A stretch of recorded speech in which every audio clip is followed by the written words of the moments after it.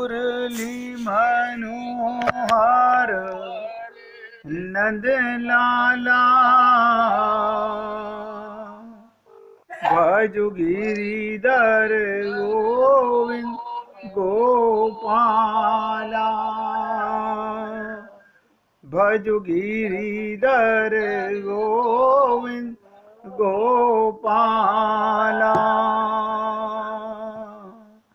भजो मुरली मनोहर नंद लाला भजो मुरली मनोहर नंद लाला भज गिरिधर गोविंद गोपाला भज गिरिधर गोविंद गोपाला भजो मुरली मनोहर नंद लाला भजो मुरली मनोहर नंद लाला भजो गिरिधर गोविंद गोपाला भजो गिरिधर गोविंद गोपाला बोलिए वृंदावन बिहारी लाल की जय जय श्री राधे जय जय श्री राधे। सभी भक्तों से निवेदन, बहुत एकाग्रचित होकर सत्संग के प्रत्येक शब्द को पूरी एकाग्रता के साथ हृदयंगम करने का पूरा प्रयत्न कीजिए। कल आपके साथ जो थोड़ी सी चर्चा चली 1.25 घंटे तक, मूल कारण था कि हमारा सूक्ष्म शरीर बिगड़ा हुआ है। आपको और हमको पता नहीं चलेगा, लेकिन जब तक हमारा अज्ञान नहीं मिटेगा तब तक ये बिगड़ा ही रहेगा। बिगड़े हुए सूक्ष्म शरीर से, मन बुद्धि चित्त अहंकार से हम ऐसे ही संसार में आवागमन के चक्कर से निकल नहीं पाएंगे। भाई जी अपने मोबाइल की आवाज़ बंद कर लीजिए और पूरे ध्यान से सुनेंगे। फिर निवेदन कर रहा हूं, हमारा ये सूक्ष्म शरीर बिगड़ा हुआ क्यों है? एक तो अज्ञान ये कि हमने अपने को शरीर मान लिया। दूसरा, इससे बड़ा अज्ञान, शरीर मानने से संसार में हमारा मोह हो गया। देखो, एक रोग मोह के कारण, ममता के कारण, आसक्ति के कारण, ये तीनों एक ही चीज हैं।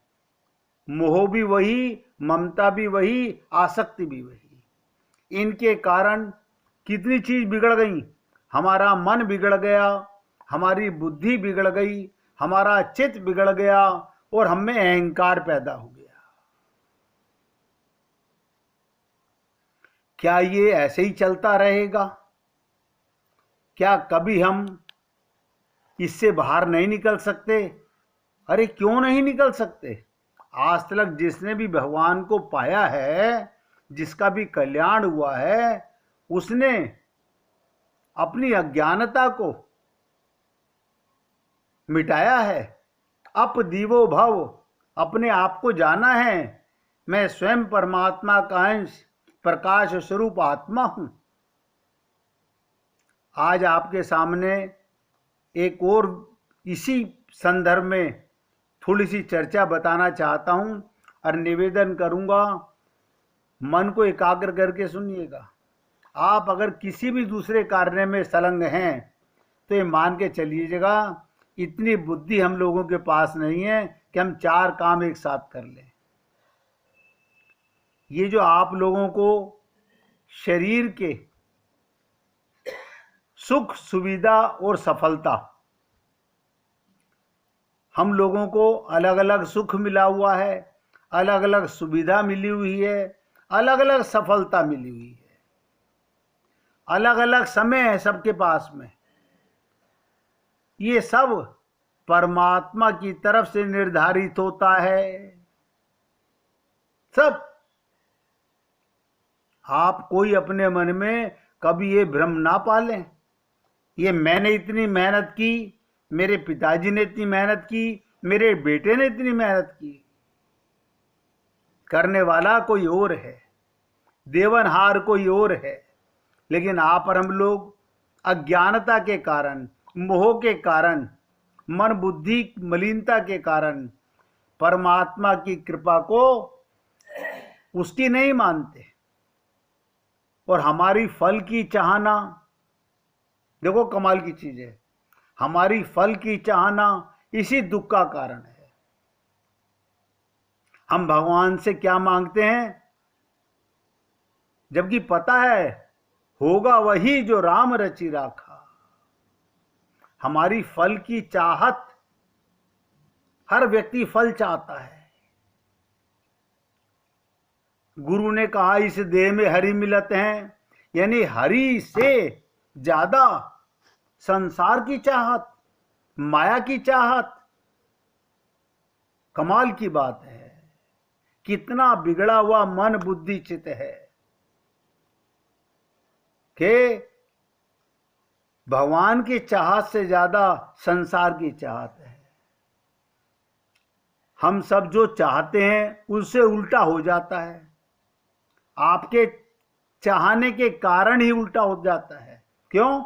हमने भगवान की इतनी पूजा की, इतने उपवास किए, इतना दान किया, फिर भी उल्टा हो गया।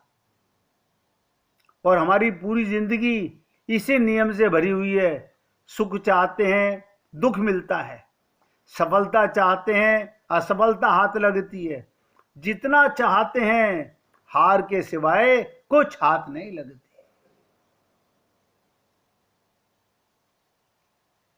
हर जगह जो हम चाहते हैं उल्टा हो जाता है, दिखाई पड़ता है। फिर हम चीखते हैं, चिल्लाते हैं, रोते हैं, प्रार्थना भी करते हैं, हे परमात्मा। ध्यान से सुनो, हम सबका हाल बता रहा हूं। हर जगह जो हम चाहते हैं उल्टा होता है। कोई मरना नहीं चाहता, सब मरते हैं। कोई बीमार नहीं होना चाहता, बीमार होते हैं। कोई परेशान नहीं होना चाहता, परेशान होते हैं। फिर प्रार्थना करते हैं, हे परमात्मा क्या भूल हो रही है। अब ध्यान से सुनो, हम भगवान से कहते हैं क्या भूल हो रही है, कौन सा कसूर है, कौन से कर्म का फल है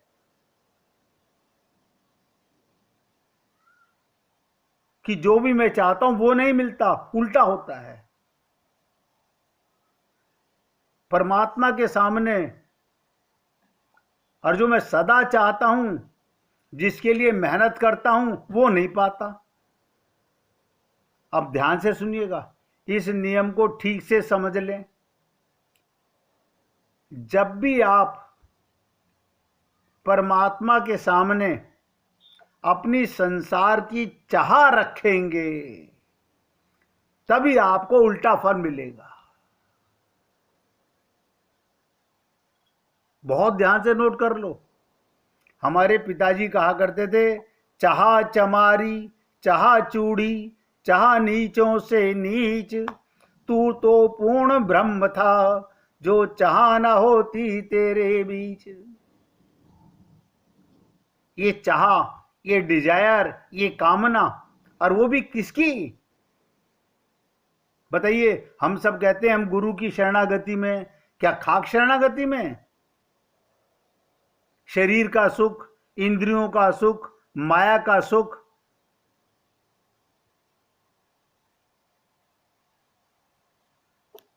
यही हम मांगते हैं। परमात्मा के सामने चाह रखते हैं और उसका विपरीत हो जाता है। परमात्मा की मर्जी के खिलाफ आप कुछ भी करेंगे, उसमें हारेंगे और टूटेंगे। जिस किसी ने भी ऐसा किया वो हारा है, और सभी चाह उसके खिलाफ हैं। परमात्मा ने ये शरीर दिया अपनी प्राप्ति के लिए, गुरु ने बता दिया, लेकिन ऐसा है ना, खाने के लिए रोटी तो चाहिए। कौन भूखा मर रहा है मुझे बता दो, कौन नहीं सो रहा है बता दो। परमात्मा आगे ज्यादा की चाह, अरबी बताया है कि चाह चमारी। कभी ये नहीं कहते जाही विधि राखे राम ताही विधि रहियो, क्योंकि आपको तो दुख होता ही नहीं, आपके शरीर को दुख होता है। आप शरीर का सुख चाहते हो, अपना सुख नहीं चाहते। आत्मा का सुख परमात्मा। सारे संसार के लोग इसी पागलपने में लगे हुए हैं।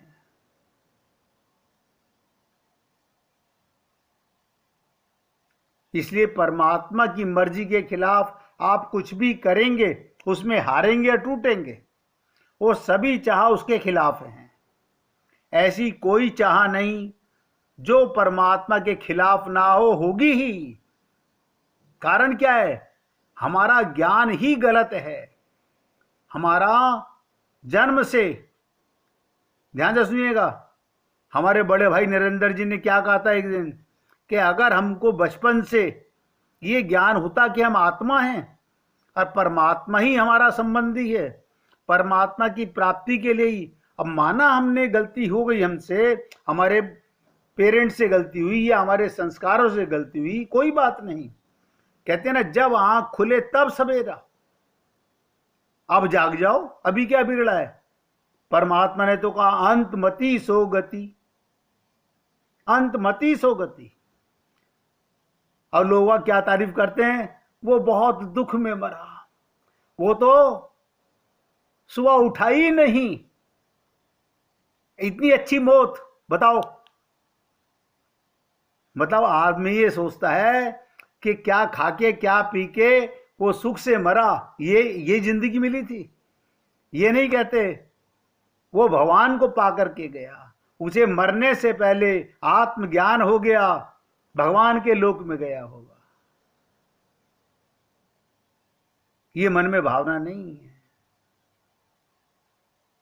हम क्या करते हैं, ध्यान से सुनो, परमात्मा से भी प्रार्थना करते हैं मंदिर में, उसके ही खिलाफ करते हैं। बताओ कमाल की चीज तो ये देखो, मैं सोचता हूं मंदिर में जाते हैं और उसके खिलाफ चीज मांगते हैं।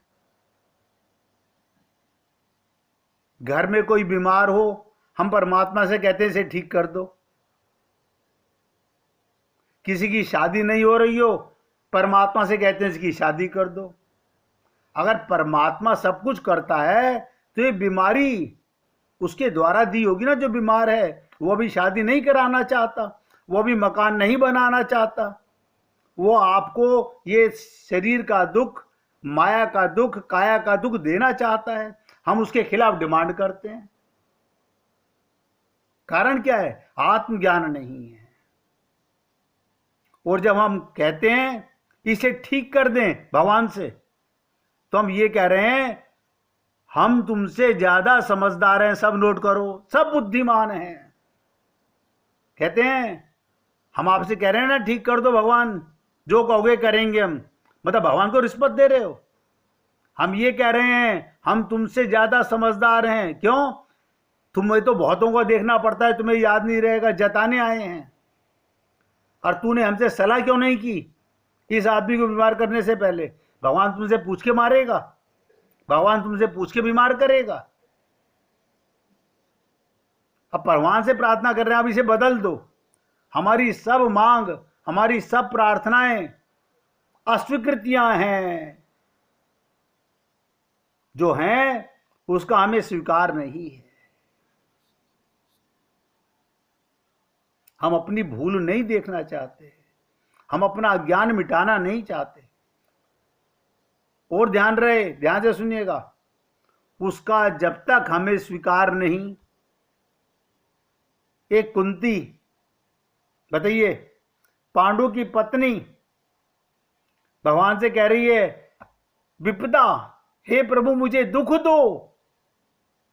हैं? संसार में तो कोई दुख नहीं मांगता, वो विपदा मांग रही है। क्यों? उसे पता है विपदा में परमात्मा और करीब होते हैं।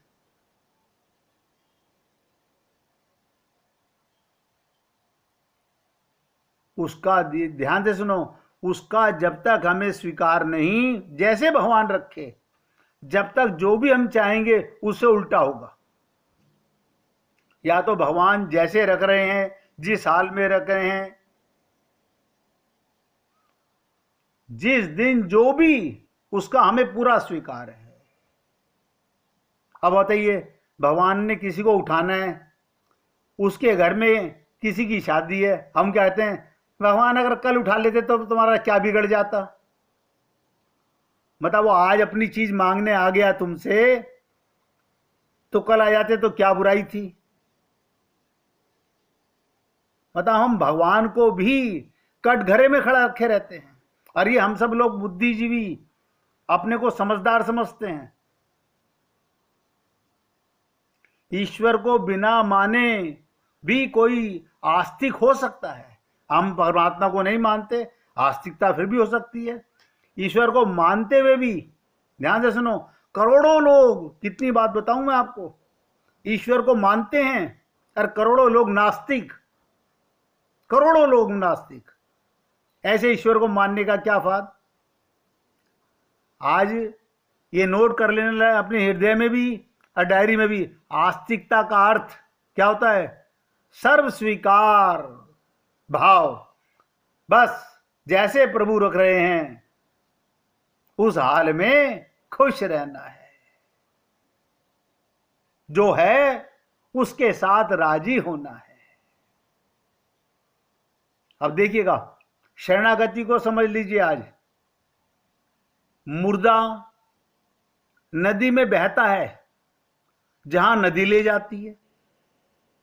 गहराई से समझो, मुर्दा नदी में बहता है, जहां ले जाती है, और नदी उसे खुद ऊपर उठा लेती है।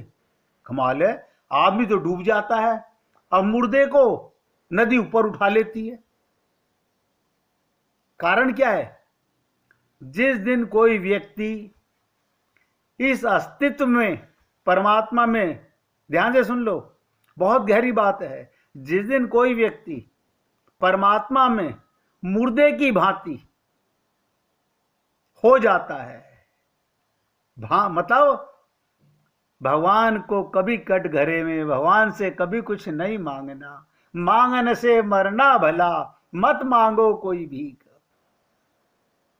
जहां ले जाता है ये उसका अस्तित्व, उस दिन ये आस्तिकता खुद ही उठा लेता है। और जब हम अस्तित्व से करते हैं छीना झपटी, उसके सब रहस्य बंद हो जाते हैं।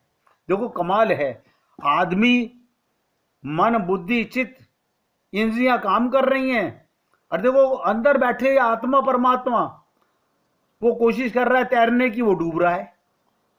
और मुर्दा होते ही खुद नदी ऊपर उठा लेती है। यह शरणागति का मतलब। या तो किसी की शरण में जाओ मत, और जाओ तो बुद्धि लगाओ मत। अनंत बार अनंत संत महात्माओं ने बात किया कि मन बुद्धि का सरेंडर करो। मन के पार की बातें हैं। हे पुण्य आत्माओं, ये जीवन जा रहा है, मत गवाओ जीवन को, मत गवाओ इस जन्म को, मत गवाओ, इसका उपयोग कर लो। उपयोग कह रहा हूं, उपभोग नहीं कह रहा हूं। एक होता है उपयोग, एक होता है उपभोग। अब ध्यान से सुनो, उपयोग माने क्या? उसके करीब रह करके, उप माने करीब, योग माने जुड़ करके, भगवान के बन के उपयोग है। और उपभोग माने भगवान से अलग रह करके संसार का भोग कर रहे हैं। मानते हैं भगवान के करीब, हमने मंदिर घर में बना रखे हैं और भोग कर रहे हैं संसार का। ये अंतर है उपयोग में और उपभोग में। उपयोग एक ही तो है, जीते जी तुम्हारे भीतर जो अहंकार है, नोट करो, हमारे अंदर, सबके अंदर है। मैं बहुत बारीकी से बोल रहा हूं, हम सब के अंदर पता नहीं चलता, आ जाता है एकदम से अहंकार। वो मर जाए तो दृष्टि खुल जाए। ध्यान दो, अहंकार मर जाए तो समझ लो आप होश में आ गए, आंख खुल जाए, द्वार मिल जाए, परमात्मा का साक्षात्कार हो जाए।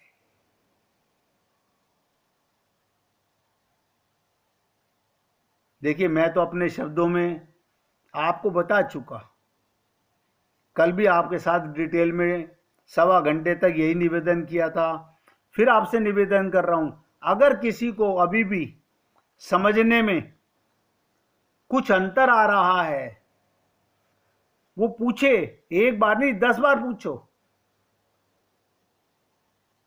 एक बार नहीं 10 बार पूछो। एक संत बाबा शमशान में 2 चिताओं की राख बड़े ध्यान से देख रहे थे। उनसे पूछा, महात्मा जी ये क्या कर रहे हो? बोले, मैं देख रहा था ये चिता, ध्यान से सुनो, डंडी हिला हिला के देख रहे थे। बाबा ऐसा क्यों देख रहे हो? संत बोले, एक अमीर की लाश की राख है, जिसने जिंदगी भर काजू बादाम किशमिश तिल गोजे खाए हैं।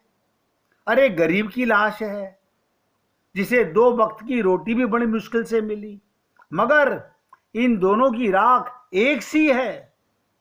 फिर किस चीज पर आदमी को घमंड होता है, किस चीज पर उसे अहंकार आता है? हे पुण्य आत्माओं, मैं तो आपका सेवक हूं, आपसे निवेदन करता हूं, जागो।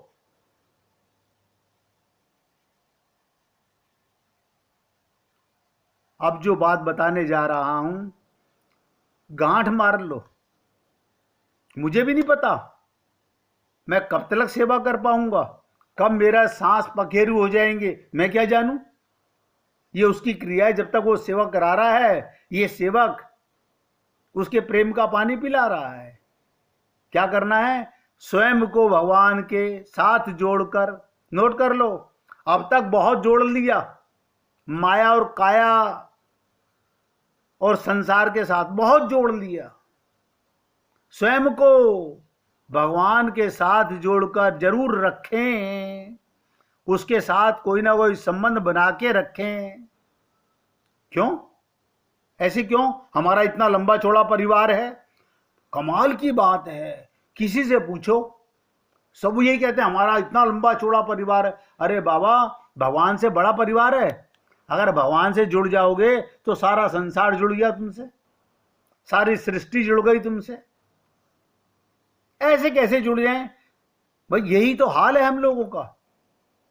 स्वयं को भगवान के साथ जोड़कर जरूर रखें, क्योंकि लाख रिश्तेदार, ध्यान से सुनो, लाख करोड़ रिश्तेदार जान पहचान वाले होने के बावजूद भी जीवन में इसकी जरूरत पड़ती ही रहेगी।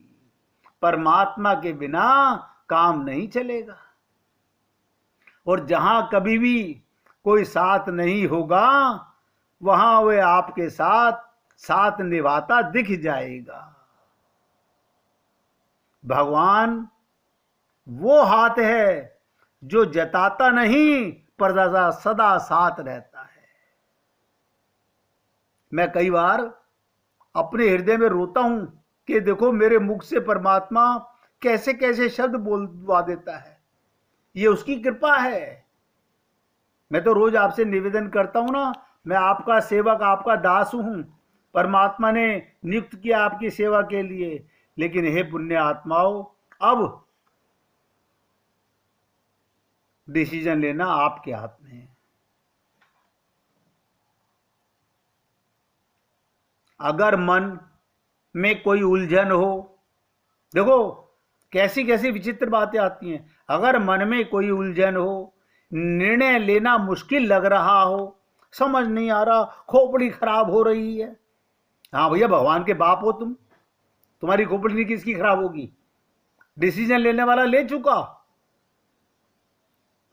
तो रोज 10-15 मिनट एकांत में बैठकर मन को पूरी तरह शांत करके परमात्मा को अपनी उलझन बताओ। अब हम मंदिर में जाके पता नहीं क्या क्या बताते हैं, एकांत में नहीं बताते। एकांत, अब हमें फुर्सत नहीं मिलती, हमारे घर के काम इतने हैं, कोई काम वाम नहीं है, सब बकवास है, सब धोखाधड़ी का काम है, इतने काम काम करते करते भी भगवान का ध्यान कर सकते हो। जैसे औरों से राय मांगते हो, उसी तरह परमात्मा से कहें, बताइए मेरे लिए सही क्या है। आत्मा जवाब देगी, परमात्मा जवाब देगा। लेकिन क्या करें, हम पैसे वाले हैं, हम बाहर सलाह लेंगे, मानेंगे नहीं, करेंगे वही जो हमारा पापी मन कहेगा, हमारी बुद्धि कहेगी, फिर जाने का लाभ क्या? हे पुण्य आत्माओं, निवेदन करना मेरा कार्य है। अच्छा लगे तो जीवन में उतारिए। और अब 1 मिनट कीर्तन करेंगे, फिर आगे बढ़ते हैं।